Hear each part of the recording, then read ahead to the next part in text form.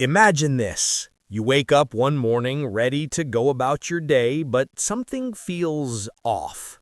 Your phone won't unlock with your usual password. Your bank account shows transactions you never made. You call customer service, only to be told, "I'm sorry, but the person who owns this account isn't you." Your stomach drops. Somehow, somewhere, someone has taken your name, your life, your very existence, and they're using it as if it were theirs. But this isn't just your everyday story of stolen credit cards or fake IDs. This is the chilling account of one man who didn't just dabble in identity theft, he mastered it. He didn't steal lives just to spend recklessly, he absorbed them like pieces of a puzzle, fitting each one into a grand design. And slowly, patiently, he built an empire. An empire not of bricks and steel, but of shadows, lies, and stolen names.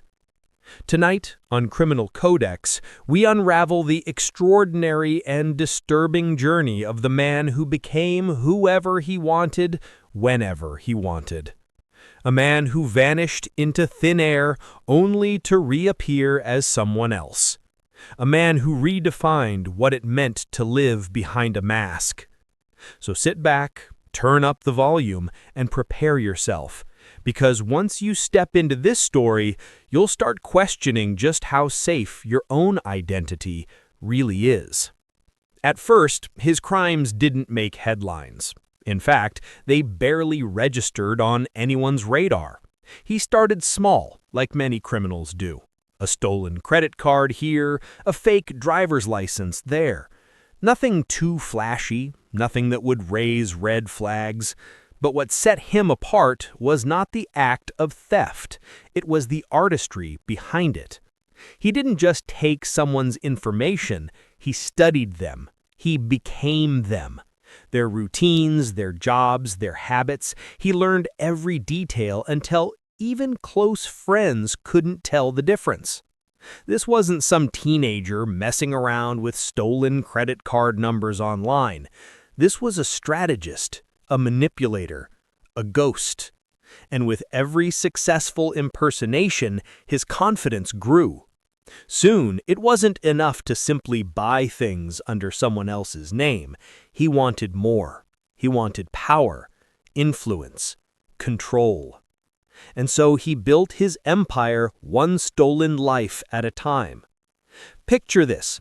He's living as a successful business consultant in one city, while at the very same time, another version of him is posing as an investor in a completely different country. Two different identities, two different lives, both convincing, both profitable. And behind the curtain, it was always the same man pulling the strings. Authorities tried to keep up, but how do you chase someone who doesn't technically exist? Every time investigators thought they were closing in, the man they were looking for would dissolve into thin air, because by the time they knocked on one door, he was already living as someone else, 2 steps ahead, laughing at the system that was never built to catch someone like him. What makes this story even more terrifying is the sheer scale of his operation. Over the years, he used hundreds of stolen names, not just to commit fraud, but to build companies, to run international deals, to launder money through legitimate businesses. He wasn't just pretending to be someone else, he was creating entire ecosystems of lies. Fake employees, fake clients, fake documents, all supporting one another like an elaborate house of cards. And the money? It flowed like a river. Millions of dollars shifted through accounts that weren't really his, but belonged to the stolen identities of unsuspected victims. Some of those victims didn't even realize what had happened until their entire lives were in shambles. Their credit destroyed, their reputations ruined, their sense of self violated in ways most of us can't even imagine. But here's the shocking truth. For years, no one knew who this man really was. Even law enforcement agencies across multiple countries struggled to put a face or even a real name to the phantom who kept slipping through their fingers. And perhaps that was his greatest talent. He wasn't just stealing identities, he was erasing his own.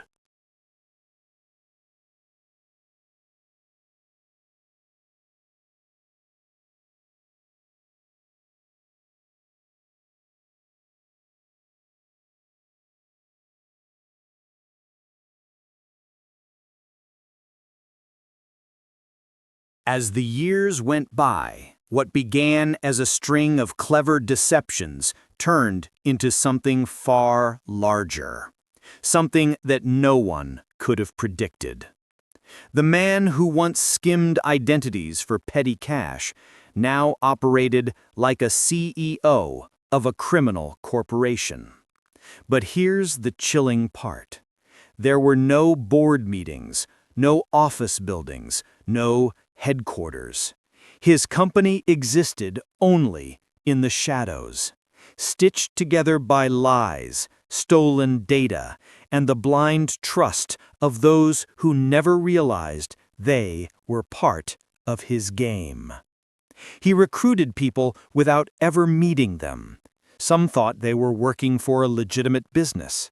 Others believed they were freelancing for an international client. And a few, well, they suspected the truth, but didn't care. Money has a way of silencing questions, doesn't it? One of his most infamous operations involved creating a fake import-export company. On paper, it looked perfect. Registered under a stolen identity, with complete business licenses, tax records, and even a physical office staffed with unwitting employees. Shipments came in and out. Contracts were signed, deals were struck. But behind the scenes, it was nothing more than a giant washing machine for dirty money. Millions flowed through that company, getting scrubbed clean before vanishing into offshore accounts. And the victims? Everyday people. Families who suddenly found tax notices in their name for businesses they had never even heard of. Imagine the nightmare of proving to the government that you didn't open that company, that you didn't sign those contracts, that you didn't launder those millions. Some people fought for years to clear their names. Others gave up, their lives destroyed by the burden of a crime they never committed. But if you're imagining some scruffy con man hiding out in cheap motels, think again. This man lived large. Luxury cars, private jets, five-star hotels. He blended in perfectly with the wealthy elite because on paper, he was one of them. He didn't just walk among the rich and powerful. He fooled them into believing he belonged there. And the most shocking part? He often did it under names that weren't even his.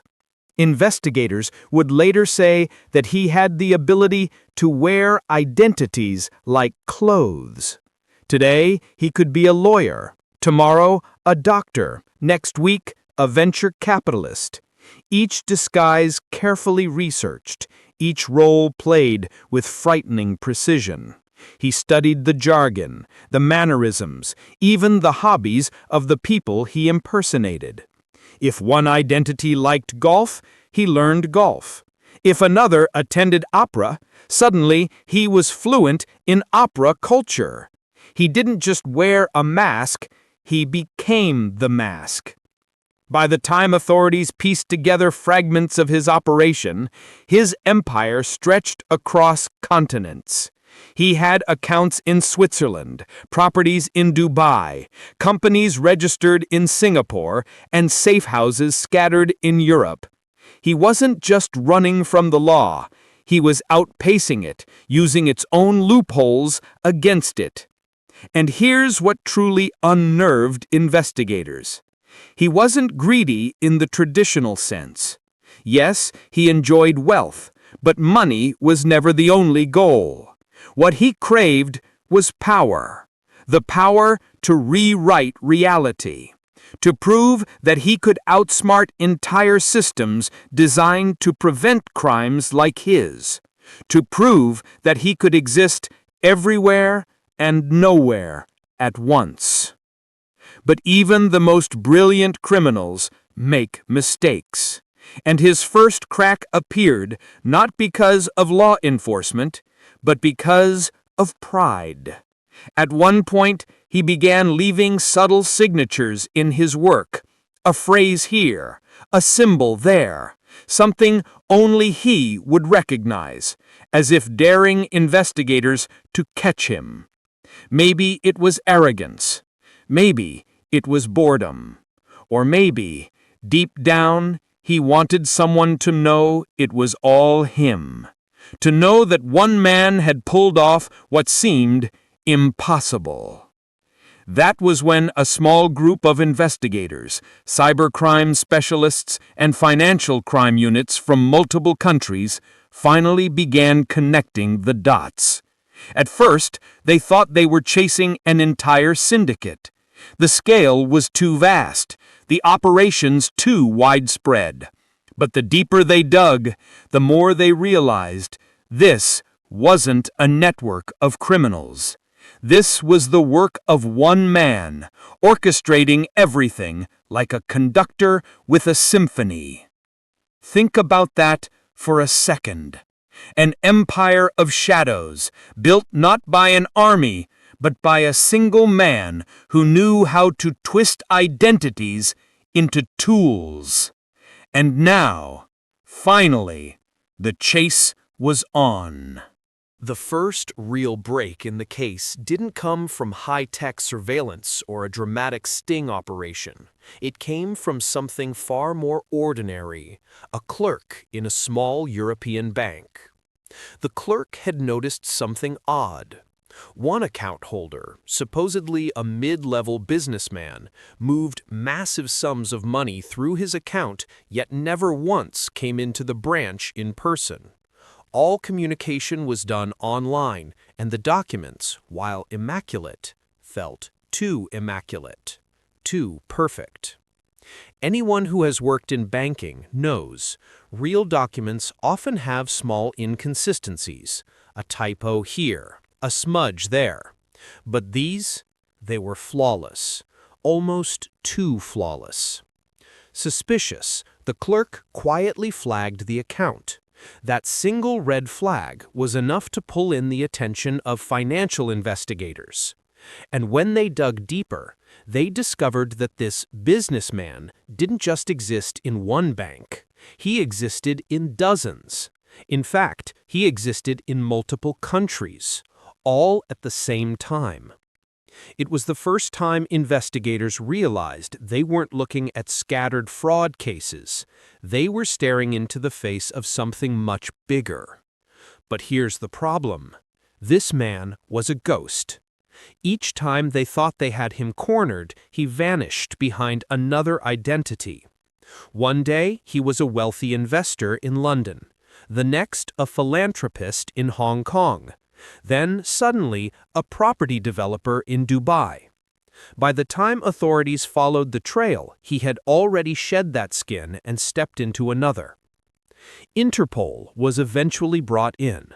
Cybercrime divisions from several countries pooled resources, building what looked like a global manhunt. And yet, they weren't even sure who they were hunting. Behind the scenes, investigators pieced together fragments of his life, like archaeologists reconstructing a shattered vase. They found flight records, hotel check-ins, phone registrations, all under different names, but with patterns too uncanny to ignore. The same handwriting on different applications, the same favorite brands of clothing appearing in different personas. The same choice of expensive wines ordered in restaurants around the world. But what truly chilled investigators was the discovery of his safe houses. One in particular, uncovered in Berlin, looked like something out of a spy thriller.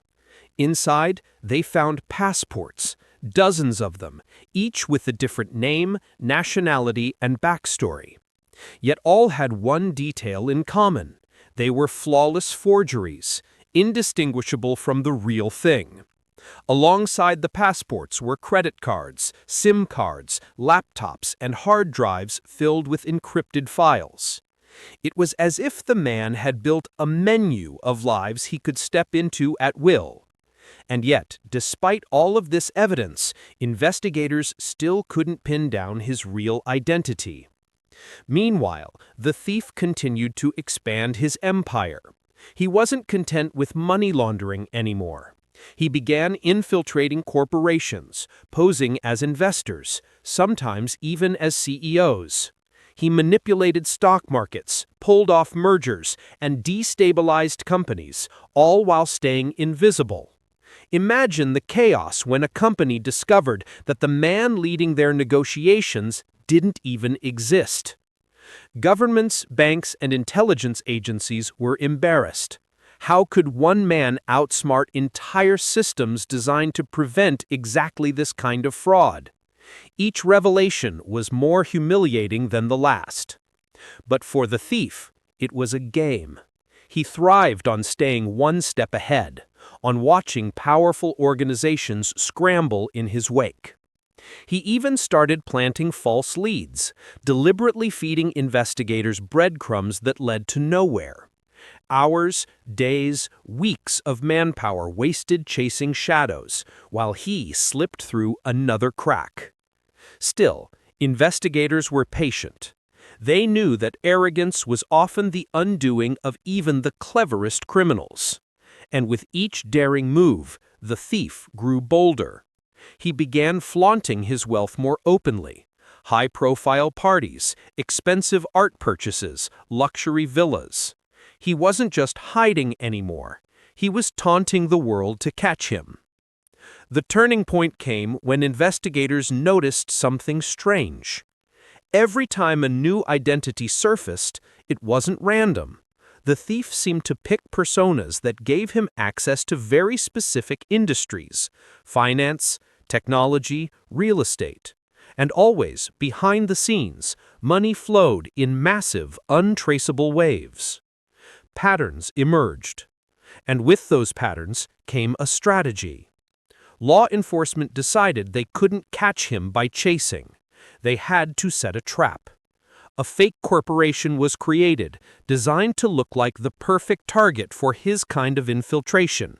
It was polished, believable, and seeded with just enough loopholes to bait him in. Would it work? That was the gamble. Because at this point, the thief wasn't just a criminal. He was a legend. To some, he was a villain. To others, almost a myth, a modern-day phantom who had bent reality to his will.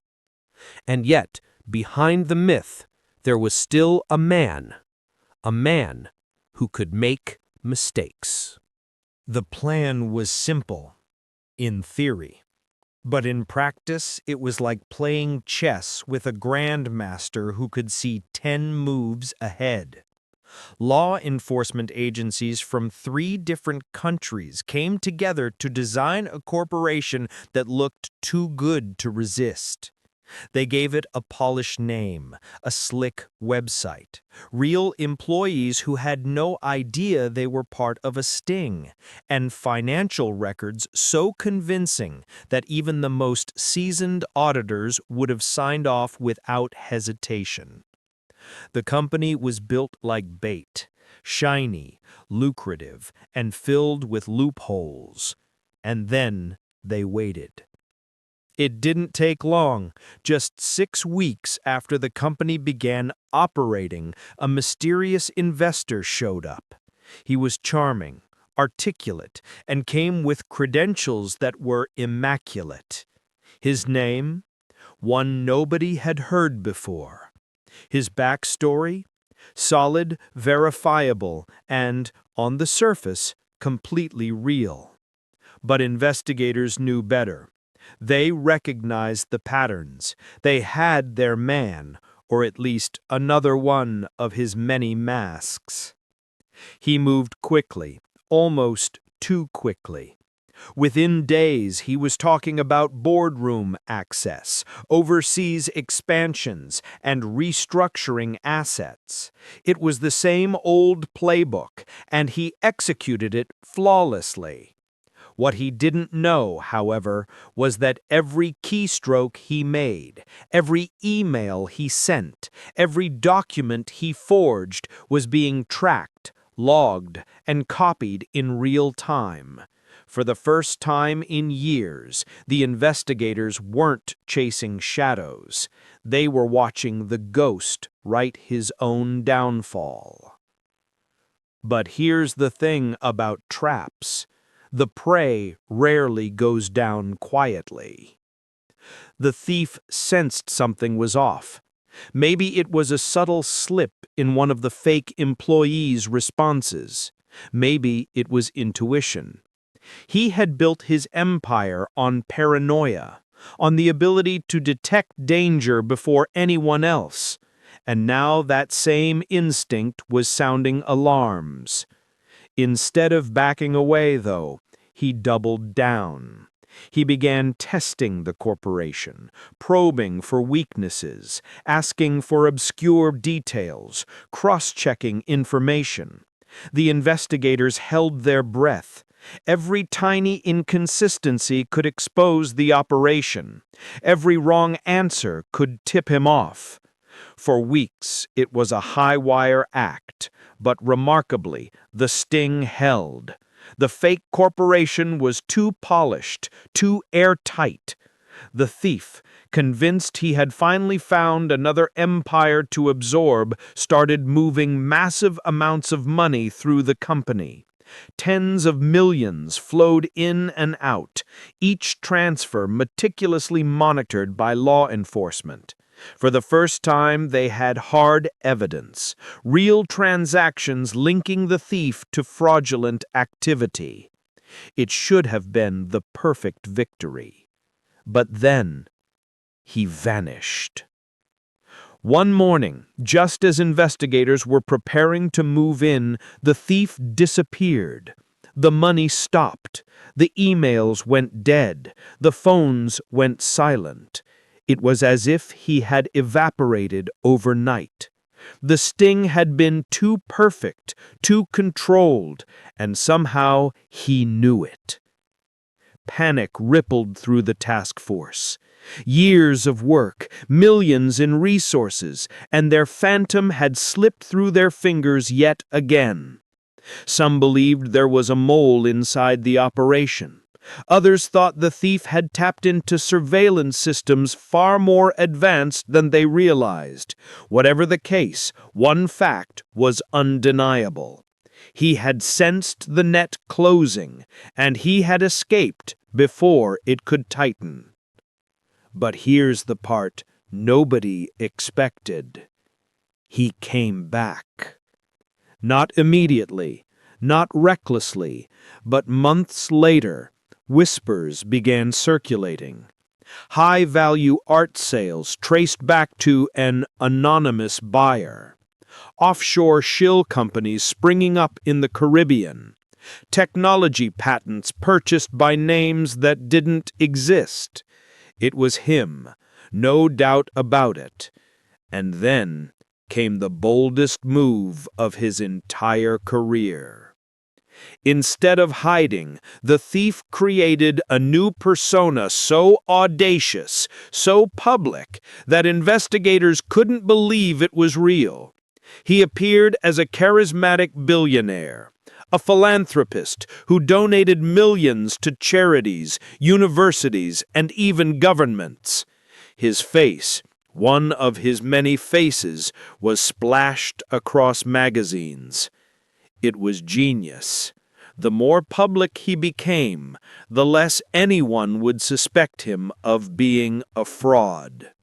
After all, who would dare accuse a celebrated humanitarian of being the world's most elusive criminal?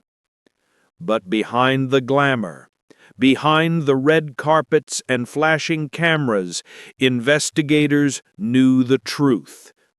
They had the documents, the forgeries, the financial trails, and now they had something else too, his hubris.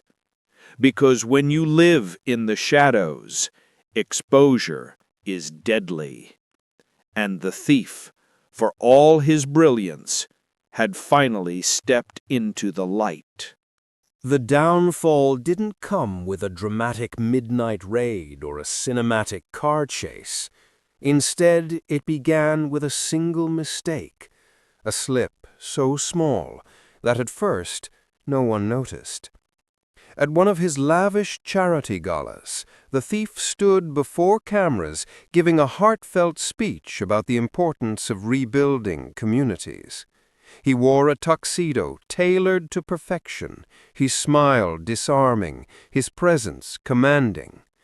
But later, when the footage was replayed, investigators caught it.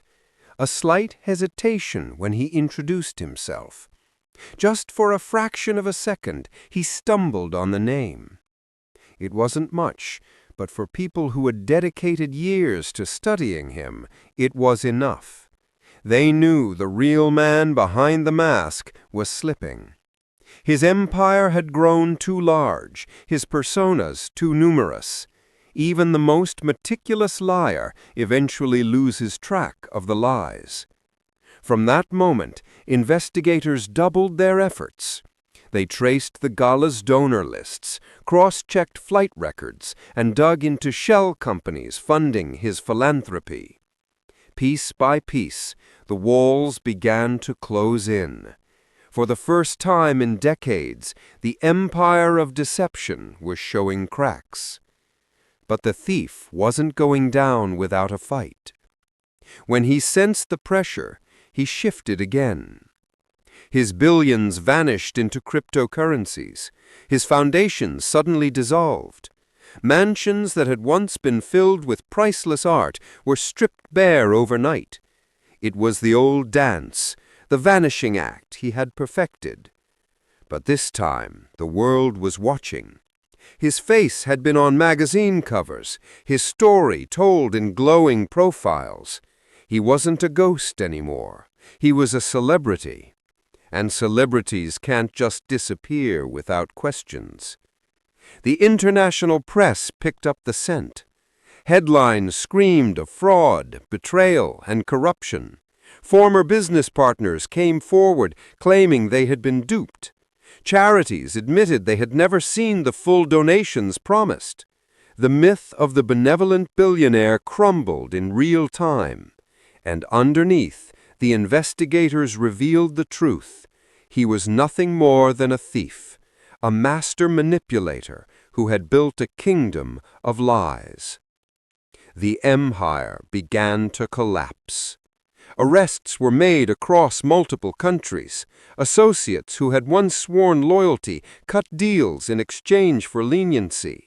Secret accounts were exposed, with billions in stolen funds seized by governments. The thief himself, however, was nowhere to be found.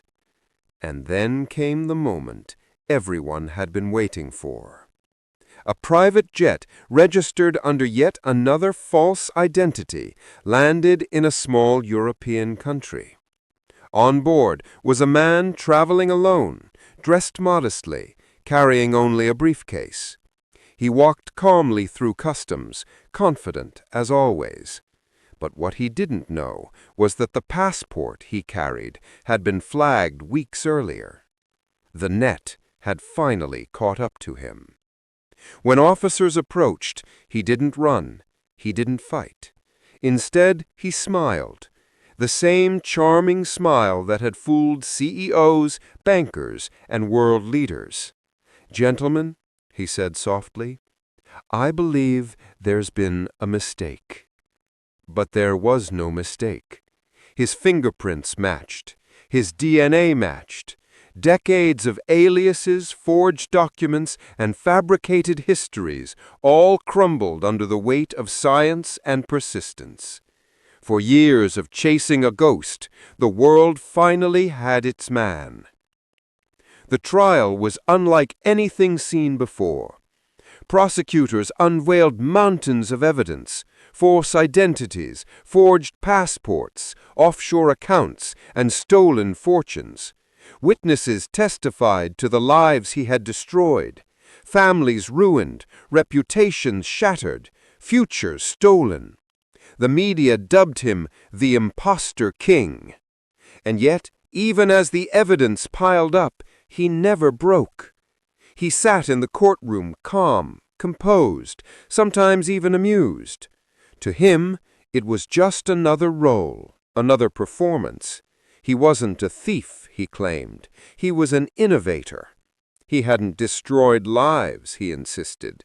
He had reinvented them. The jury disagreed. In the end, the verdict was guilty on every count.